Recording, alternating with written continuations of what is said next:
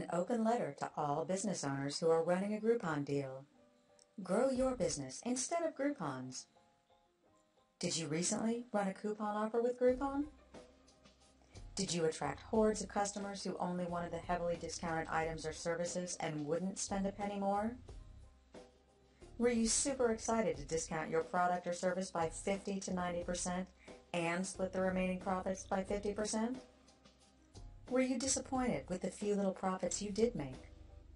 If so, you're not alone. In fact, according to numerous stories from business owners, the #1 business research magazine, the Harvard Business Review, and the largest online network of small business owners with over 1,600,000 members, Merchant Circle, and one of the most respected online sources of business news, CNNmoney.com, Groupon might be lethal to some small business owners. But wait, isn't Groupon a Cinderella success story? Fastest growing company ever by Forbes magazine. Expanded from 1 to 35 countries in a couple of years. Launched in almost 500 new markets from 30 markets in 2009. Grew subscribers to over 50 million. Worked with 58,000 local businesses, serving over 100,000 deals worldwide. It sure looked that way to me at first, but let's take a closer look. How they hook you. Groupon sales rep contacts you, tells you the glory stories of the powerful marketing strategy they're about to unleash on your business, promises you more new customers than you've ever seen in your life, focuses on the fact that there is no initial cash required up front. How Groupon works. You create a voucher that offers a discount on your product or service by 50% to 90%. You split the remaining price 50-50 with Groupon. Groupon then puts up a web page on their website that offers your discounted price on your product or service. Groupon also sends out an email to local prospects who have agreed to be contacted about Groupon deals.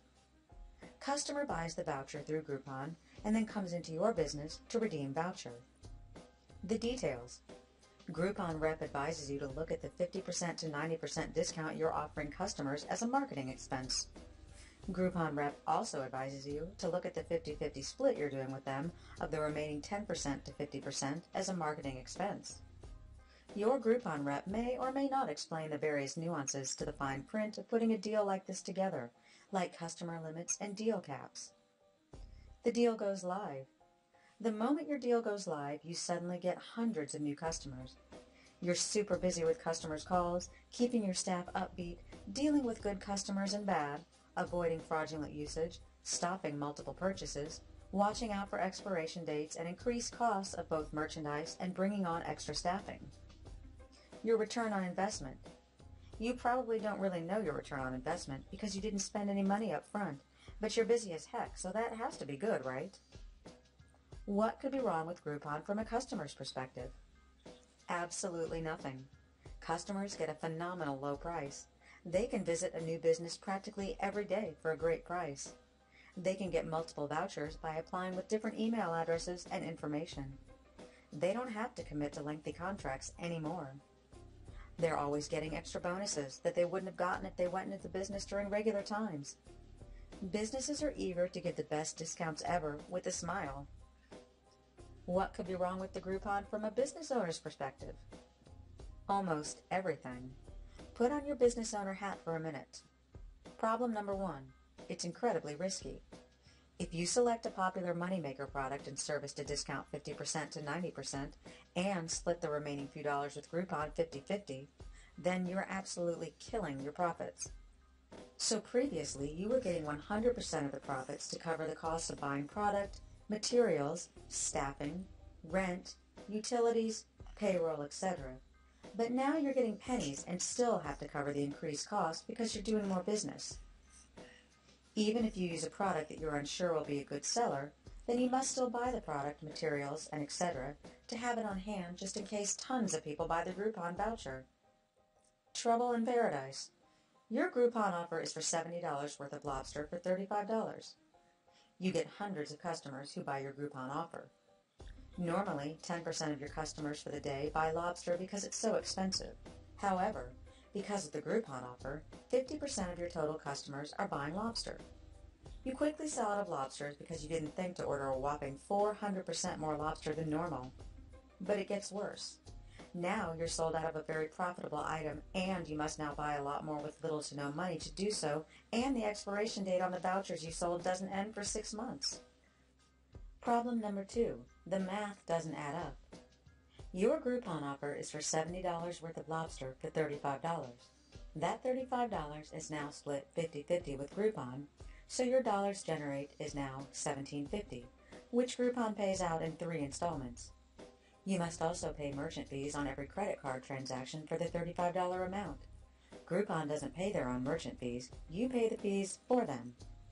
You must continue to pay all of your regular expenses associated with selling lobster, including staffing, rent, utilities, complimentary products that go with the lobster dish, etc., and the cost of the lobster, which is definitely more than the $17.50. You just took a moneymaker and turned it into a dog. Problem number 3. Groupon bargain hunters are not loyal to you. Groupon builds their own brand loyalty and does not generate any loyalty for your business. The customers often feel that Groupon is the one giving them the deal, not your business. The customer loyalty is to the best deal and not your business. Problem 4. Groupon brings you the least profitable customers. Before you think I'm stereotyping, just think about it. Before Groupon came along, what would you tell a person who wanted a 60 to 90% discount on your product or service? Get lost, right? Would you then want that customer to tell their friends and family, who would then come into your business and want the same discount? Heck no. Many of these customers are generally the cheapest types of customers who only want the lowest price. Fact. You can't stay in business long by getting hundreds and thousands of these types of customers. Problem 5. Groupon is not a coupon. It's more like a gift certificate. One of the things that Groupon will tell a business owner is many people will not actually redeem the coupon. But it's not a coupon because customers must buy a voucher first. In many states, this makes it a gift certificate, which means the redemption rate is closer to 90+% or more. It's not like coupons where few people actually redeem. In fact, because it's not a coupon, the legality of it having an expiration date that's less than state law requires is still being decided. The truth is, most business owners are hoping that customers buy more when they come, hoping that you can make it up when they come back, hoping that they visit your business again, hoping to make it up in volume, hoping that many buyers didn't redeem it. Hoping is not a business strategy. While you're doing all that hoping, payroll still has to be paid, rent and utilities still have to be paid, suppliers and manufacturers still have to be paid, you still have to be paid. You're doing all of this with the peanuts that you just received from your share of the Groupon profits. 3 real-life examples of business owners who gambled by using Groupon and lost. Example 1. Posey's Bakery and Cafe. Groupon rep promised that we would never have to advertise again after taking advantage of their network. Sold them on the fact that they would get noticed by many who may never have seen them otherwise, and it would be a great marketing opportunity. Groupon rep told business owners customers really respond to deals that are over 50% discount. Offered a voucher for customers to pay $6 to get $13 a product. Sold 1,000 vouchers. But when the consumer pays less than $10, Groupon usually takes 100% of the money. Negotiated to get at least $3 to cover costs of the product. Admits to not thinking clearly enough about the markup, which is what covers all of their other costs, like staff, rent, utilities, etc. Although they sold hundreds of Groupons, the revenue from campaign didn't cover any of the regular costs. After 3 months of Groupons coming through the door, he started to see the results really hurting them financially. Had to take $8,000 out of personal savings to cover payroll and rent one month. It was sickening, especially after they'd seen sales dramatically rising for months. Example 2. Chicago Bagel Authority. Offered $3 for an $8 voucher good for any menu item. Sold nearly 10,000 Groupons, which was 10 times more than the top end of owners' expectations. This will end up being the year of the Groupon for us, and that's not a good thing. We'll count it as a loss. After splitting 50% of the revenue with Groupon, a standard deal for most businesses, the shop netted about $15,000 for $80,000 worth of food. Admitted that the promotion didn't translate into additional revenue. We just don't get the kind of customer that we want to come back, said the owner, who saw patrons put items back if their total exceeded $8. It's a lot of people that come once for the discount, nobody tips, and they're all trying to squeeze it into the exact dollar amount. Example number 3, FTD. Offered $20 off of $40 worth of flowers and gifts and sold nearly 3,300 vouchers. Buyers were directed to a special FTD website to take advantage of the offer. The deal's original terms were that the Groupon could not be combined with other offers and discounts, which are already calculated in at the regular FTD.com site. Many Groupon customers were disappointed they were unable to combine the discounts. Buyers complained that prices were higher than on the regular website, effectively diminishing the value of the deal. Disgruntled shoppers also noticed that high service and shipping charges further depleted the voucher's value.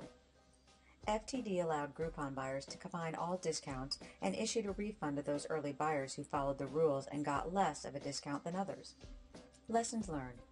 Even when you try to set up clear guidelines, there will be customers who will want every drop of your profit. Groupon wants you to sell as many vouchers as possible because they make more money. Therefore, you're discouraged from capping the amount you will sell. Groupon wants you to discount at least 50% or more. When the customer pays less than $10, Groupon wants to take 100% of the money. You must be prepared for every potential situation before you run your Groupon offer. Big lesson.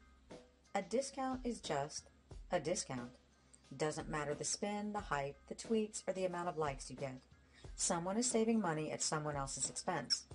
Just because millions of Groupon subscribers have fallen under the spell of Groupon, that doesn't mean you as a business owner should.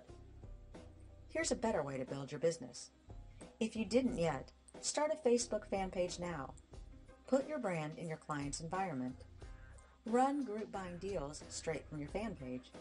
Grow your fan base. Adjust your service or product to their needs. Become a go-to service or product authority.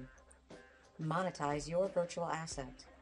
The truth, there are dozens of ways to grow your business and profits without slashing your prices by 90% or more. Back to basics. Remember that unless you're a nonprofit, your number one goal every day is to make a profit. Final thoughts. There are 3 ways I can help you today. 1. Put your brand in front of your targeted audience. 2. Utilize social media platform in your favor. 3. Establish a long-term sales funnel. Contact us now. Facebook.com/businessleadgeneration. Pimp my fan page.